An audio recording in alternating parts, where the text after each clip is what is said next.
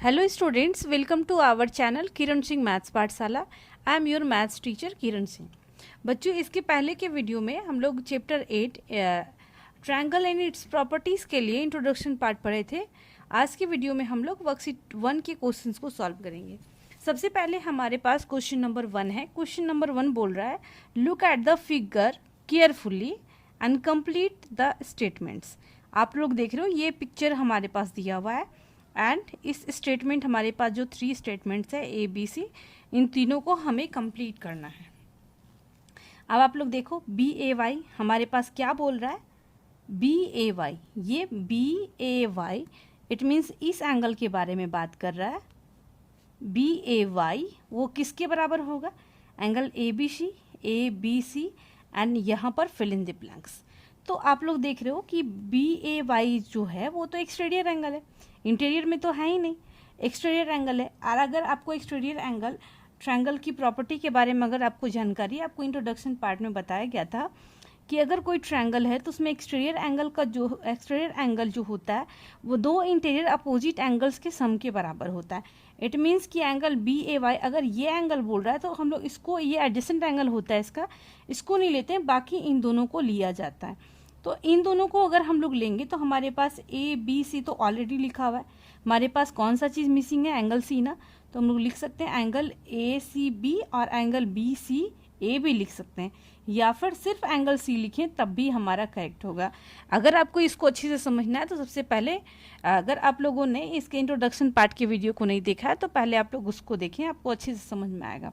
तो हमारे पास A B C लिखा हुआ है तो हम लोग लिखेंगे ए सी बी, यहाँ पर हो जाएगा ए सी बी।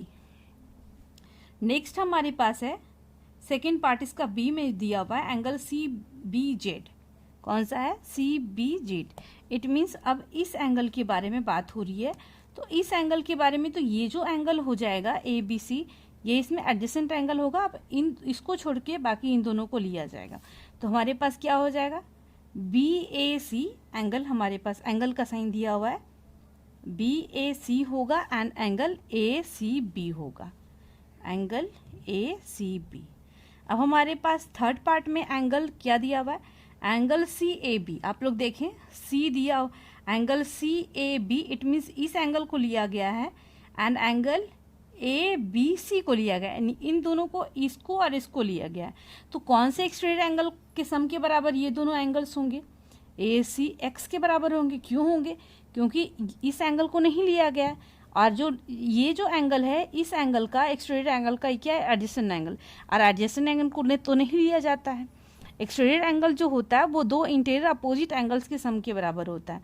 तो इस प्लेस पे हमारे पास हो जाएगा एंगल ए सी एक्स, ये हमारे पास हो जाएगा angle A C x equal to, तब हो जाएगा एंगल सी ए बी प्लस एंगल बी ए सी। इस प्लेस पे आपका c A b plus angle A B c था, ए बी सी है। आप लोग देखें कौन कौन सा एंगल ए है and angle B, A C X exterior angle के बराबर होगा। अब हमारे पास क्वेश्चन नंबर 2 आता है। हमारा क्वेश्चन नंबर 2 है, इन द गिवन फिगर, आप लोग देख रहे हो पी क्यू आर एक फिगर दिया हुआ, एक ट्रायंगल है। फाइंड कौन सा करना है, angle Y are Q, angle Y are Q. It means इस एंगल को निकालना है। तो ये जो एंगल है ये एक्सटीरियर एंगल है, और एक्सटीरियर एंगल जो होता है दो इंटीरियर एंगल्स के सम के बराबर होता है। तो हम लोग यहाँ पर लिखेंगे फर्स्ट पार्ट में angle Y are Q equal to angle P plus angle Q. यहाँ पर हम लोग लिखेंगे एक्सटीरियर एंगल प्रॉपर्टी। ये क्यों होगा, एक्सटीरियर एंगल प्रॉपर्टी के कारण होगा, क्योंकि जो एक्सटीरियर एंगल होता है दो इंटीरियर अपोजिट एंगल्स के सम के बराबर होता है। तो दिस इम्प्लाइज हमारे पास angle Y are Q equal to हो जाएगा, एंगल पी की वैल्यू कितनी दी हुई है 60 डिग्री एंड एंगल क्यू की वैल्यू कितनी दी हुई है 70 डिग्री। तो इसलिए ये क्या हो जाएगा, angle Y are Q equal to 130 degree. अब नेक्स्ट बी पार्ट हमारा पूछ रहा है angle P R Q. It means कि ये एंगल कितना होगा, ये अब हमें निकालना है। आप लोग देखें, आपको क्लास 6 में बताया गया होगा, अगर कोई एक स्ट्रेट लाइन है और अगर इसको कोई एक लाइन काट रहा है तो इन दोनों एंगल्स को क्या बोलते हैं, लीनियर पेयर बोलते थे, और इन दोनों का सम हमेशा 180 डिग्री होता था। इसी तरीके से हमारे पास यहाँ पर होगा angle Y are Q plus angle P R Q. It means ये एंगल वाई आर क्यू, ये angle plus P R Q, ये भी आप लोग देख रहे हो, ये एक स्ट्रेट लाइन है, तो इक्वल टू क्या हो जाएगा 180 डिग्री, ये लीनियर पेयर बना रहा है। तो हमारे पास एंगल वाई आर क्यू की वैल्यू कितनी आई है 130 degree plus angle P R Q equal to 180 degree. This implies angle P R Q equal to क्या हो जाएगा 180 degree minus 130 degree. This implies angle P R Q की value आ गई, अगर इसको सब्ट्रैक्ट करेंगे तो हमारे पास 50 डिग्री आएगा। इस तरीके से हमारा क्वेश्चन नंबर 2 भी कंप्लीट हो गया। बच्चों अब हमारे पास थर्ड नंबर का क्वेश्चन है, one of the exterior angle of triangle A B C measures 150 degree. तो सबसे पहले ट्रायंगल के बारे में बोल रहा है ए बी सी, तो सबसे पहले हम लोग क्या बनाएंगे, एक ट्रायंगल बनाएंगे। मान लीजिए आपके पास ये ट्रायंगल है जिसका नाम क्या है ए बी सी। अब इसमें क्या बोल रहा है, one of the exterior angle, तो एक्सटीरियर एंगल मतलब बाहर का एंगल। मान लीजिए आप इसको आगे एक्सटेंड कर दें, इस प्लेस पे ए बी सी तक था, यहाँ पर डी दे दिए, तो एक्सटीरियर एंगल का मेजरमेंट ये आपके पास क्या है 150 डिग्री। अब इसके बाद क्या बोल रहा है, if one of the exterior opposite angles is 75 degree. अब हमारे पास क्या बोल रहा है, वन ऑफ द इंटीरियर है आपके क्वेश्चन में, one of the interior opposite angles. तो इंटीरियर मतलब ये दोनों एंगल्स, इंटीरियर अपोजिट एंगल्स तो इन्हीं दोनों को बोलते हैं, इन दोनों को बोला जाता है। तो इन दोनों में से कोई भी एक 75 डिग्री, आप या तो इसको मान सकते हैं या फिर इसको 75 डिग्री। तो अब हमें निकालना क्या है, हमें निकालना है find the other interior opposite angles. ये जो अदर इंटीरियर, ये जो बच गया, ये मुझे फाइंड आउट करना है। और उसके बाद क्वेश्चन में बोल रहा है कि what type of triangle is this, ये किस तरीके का ट्रायंगल है। सबसे पहले हम लोग इसका मेजरमेंट निकालते हैं, यहाँ पर लिखते हैं लेट एंगल ए सी डी जो हमारे पास है वो 150 डिग्री है, एंगल ए हमारे पास 75 डिग्री है, तो एंगल बी हमारे पास क्या होगा क्वेश्चन मार्क। अब आप लोग देखिए, एंगल ए सी डी जो होगा वो angle A plus angle B के बराबर होगा, सम के बराबर होगा। यहाँ पर लिखेंगे एक्सटीरियर एंगल प्रॉपर्टी के कारण ऐसा हो रहा है, एक्सटीरियर एंगल प्रॉपर्टी के कारण। हम लोग at the place of A C D क्या लिख सकते हैं 150 डिग्री, एंगल ए के प्लेस पे क्या लिख सकते हैं 75 डिग्री, एंड एंगल बी क्या होगा, बी तो फाइंड आउट करना है।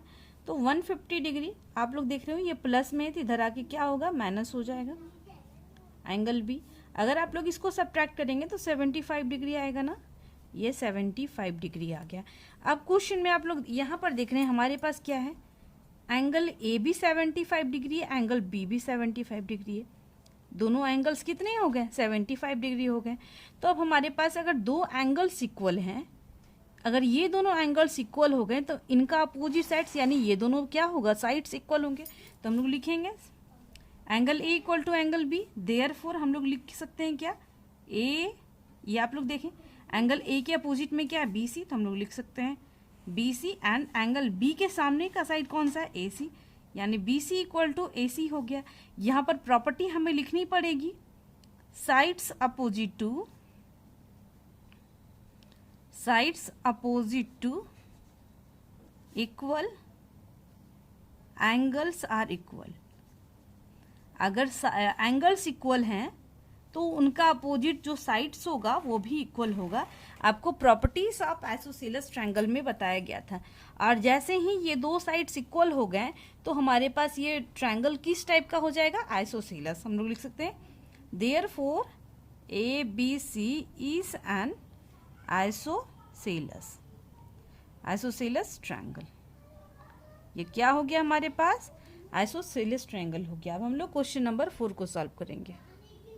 हमारे पास क्वेश्चन नंबर 4 है one of the exterior angle of triangle is 100 degree.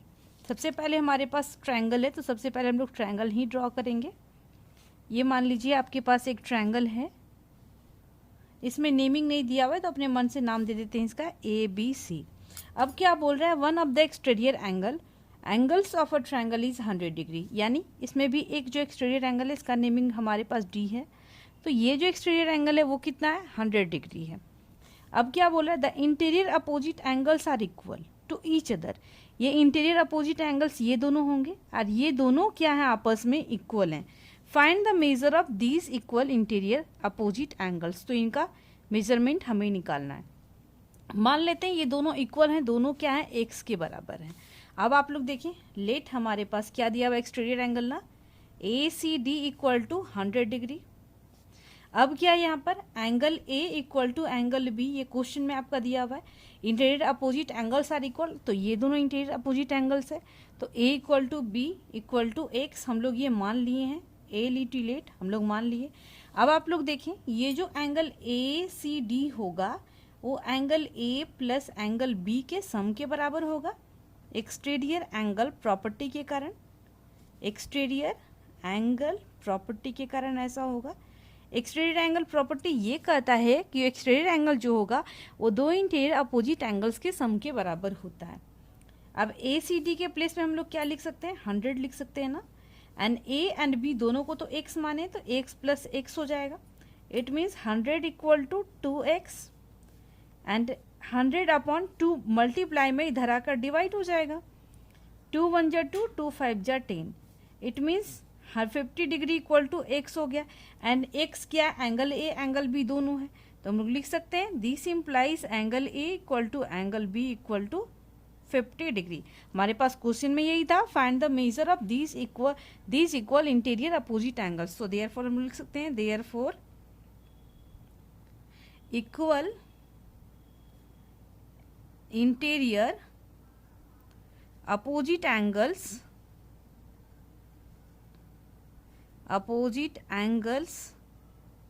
Equal to 50 degree. Interior opposite angles कितने होंगे, 50 डिग्री के होंगे दोनों। बच्चों हमारे पास क्वेश्चन नंबर 5 है। क्वेश्चन नंबर 5 में हमारे पास दिया हुआ है, in a triangle one of the exterior angle is 105। तो सबसे पहले इसमें भी हम लोग क्या करेंगे, जो क्वेश्चन बोल रहा है क्वेश्चन के अनुसार ही हमें काम करना है।